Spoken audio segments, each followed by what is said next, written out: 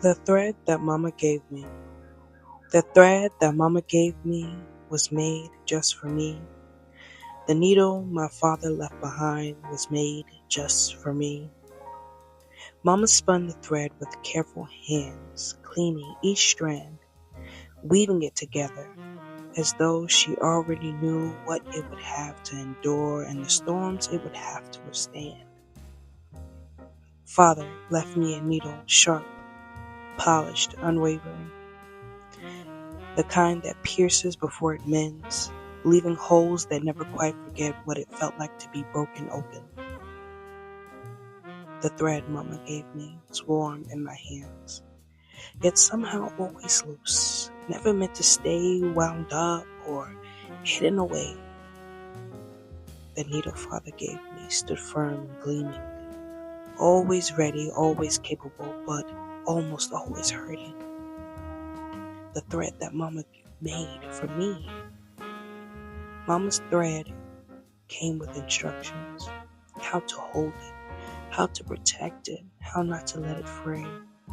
It felt strong, steady enough to last forever, until the day she cut it free. And there stood Father's needle waiting for the freshly cut end, ready to pull it through places it had never been. To shape it into something new, the thread and the needle, the gifts of my mother and father, always felt incomplete on their own, unassembled like two stories, never meant to meet.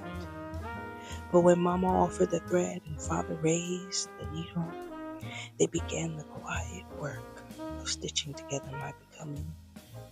Somewhere in between the softness of the thread and the sharpness of the needle, my shaping began, my making began.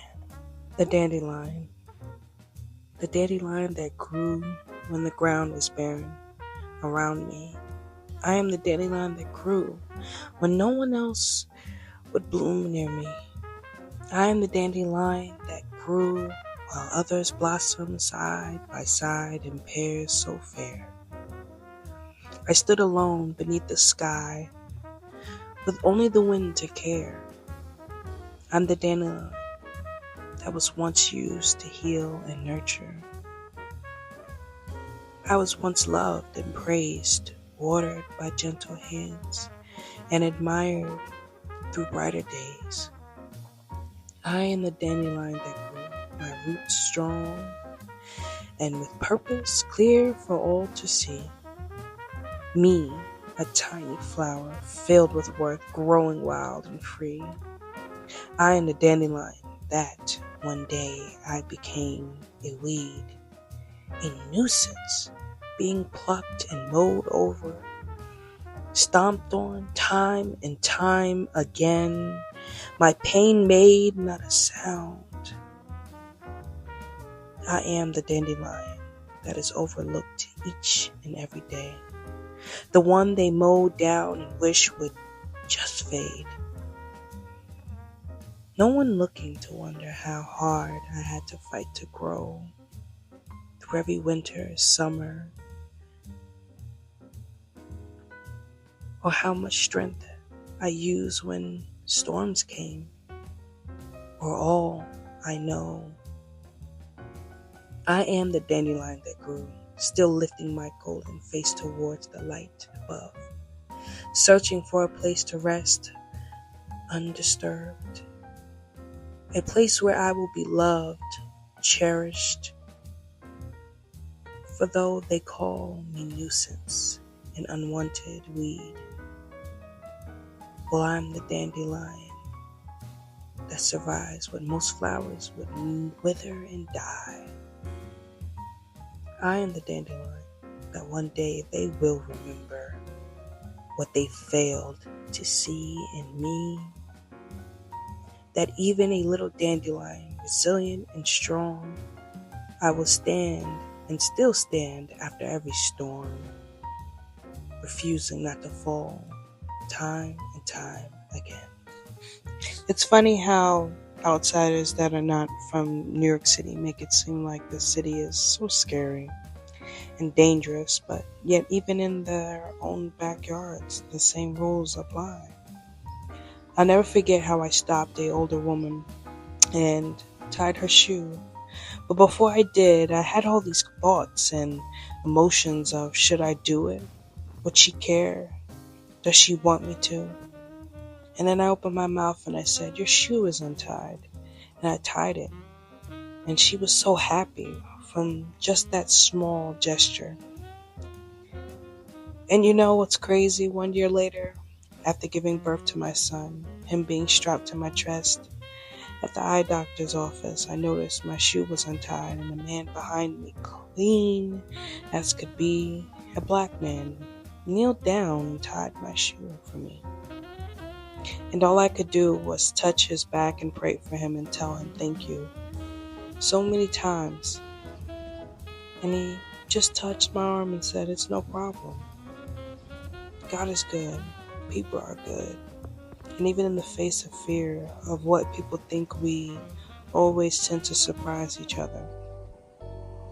What's funny is, in my life, I have experienced more hurt and letdown from my own family, people that you grow up and know so well, but maybe that's why.